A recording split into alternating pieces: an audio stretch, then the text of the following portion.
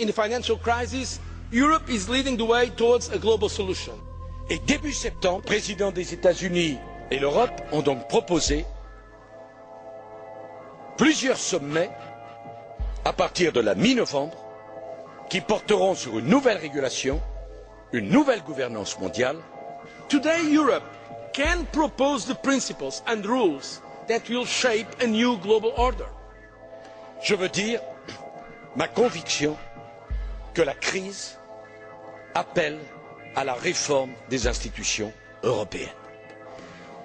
La crise appelle à ce que l'Europe puisse apporter une réponse aussi puissante et aussi rapide que tel autre ensemble mondial comme les États-Unis ont pu le faire face au drame qu'a représenté la crise financière. The kind of occasion where the crisis calls into question old certainties and minds are more open to change.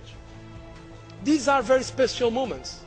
The goal should be to devise a system of global financial governance adapted to the challenges of the 21st century.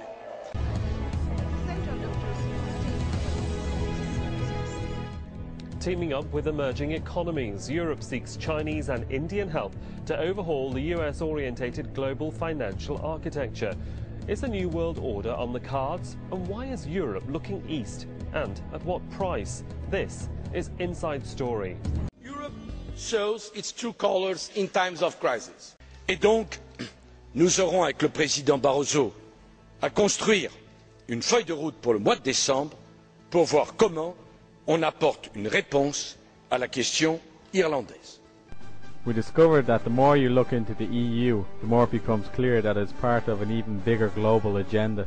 This agenda is to end national sovereignty and independence and merge more and more control of the world into the hands of a small number of elite who have great influence on large countries and organisations. History has proven how this level of power corrupts and has shown how it's open to abuse, tyranny and repression of the population. We have before us the opportunity to forge for ourselves and for future generations a new world order, a world where the rule of law, not the law of the jungle, governs the conduct of nations. When we are successful, and we will be.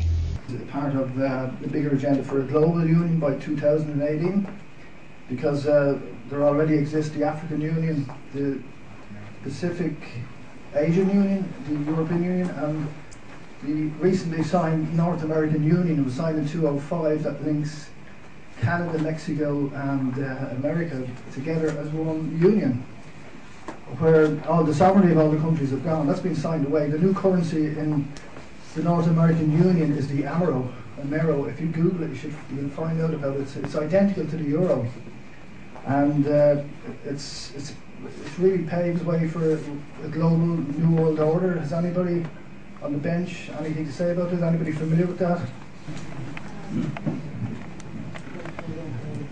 I'm not really familiar with that, except one report that all MEPs were sent making the case for a North American Union about a year ago. We were all sent this, and it was very like the European Union, only it was America. Proposed new currency for the North American community, which is being developed right now between Canada, the U.S., and Mexico to make a borderless community much like the EU, and the dollar, Canadian dollar, U.S. dollar, and the Mexican peso replaced by the Amero.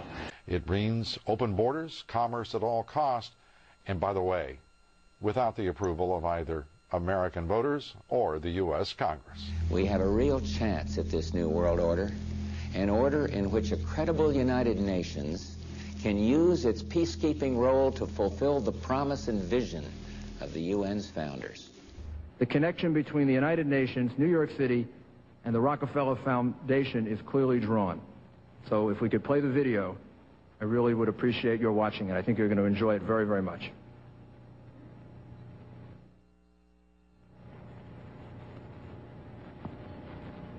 On the eve of the 50th anniversary of the United Nations, it is important to recognize more than just an event. From the early history of the United Nations, the Rockefeller family embodied the idealism of those years. The gift of a site by John D. Rockefeller Jr. for a permanent world capital in New York. We were all given a big report, towards the North American Union. And who did that come from? I'm sorry, I don't know. I don't know, and I carried it around in my bag forever because, it was a big report, and, I kind of was reading it on airplanes and things, and very much, the same model. You're saying the push for North American doesn't exist, no reports exist. Well, we certainly got a report, we did get a report advocating North American Union. I can't take it from here.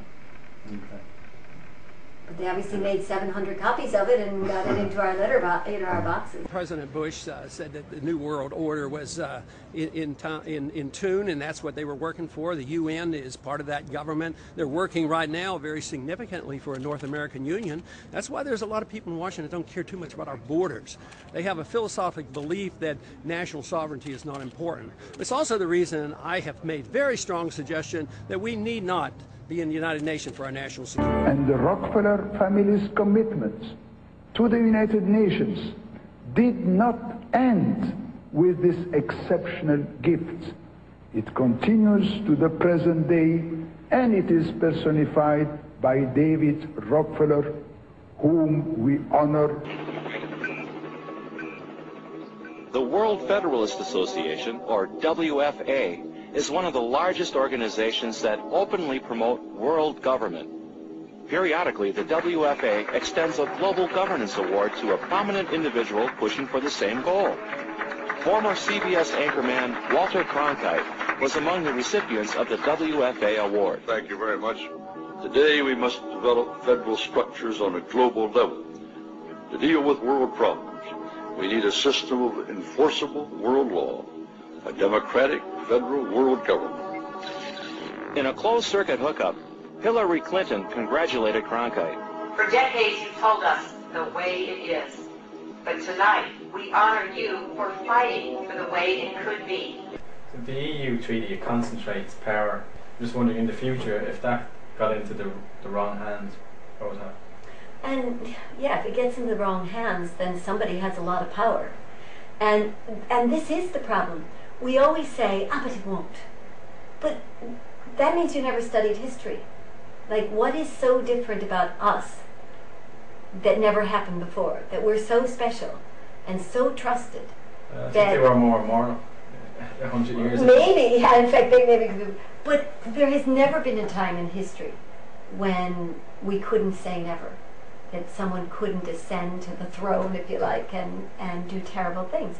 And it keeps repeating through history. And the more power they have, like the saying, the more it corrupts. The globalist founders of the UN learned that moving straight into the model of global government was tactically impossible. However, gradually phasing out national independence to regional government interdependence by using international treaties has since proven to be tactically sound. Europe sees us in terms of regions. More and more policies are designed to deal with regions rather than nations. I have a quote here from the Belgian Prime Minister. He said, "We need a European defence, a European army, not just on paper, but a force generally capable of operating in the field, including beyond European borders. I'm advocating a more powerful Europe. In short, I'm advocating a United States of Europe." Yes, so that's the current Belgian Prime Minister, Guy Verhofstadt, who is a very strong federalist. So, in conclusion, ladies and gentlemen, a new world is emerging. It is a new world order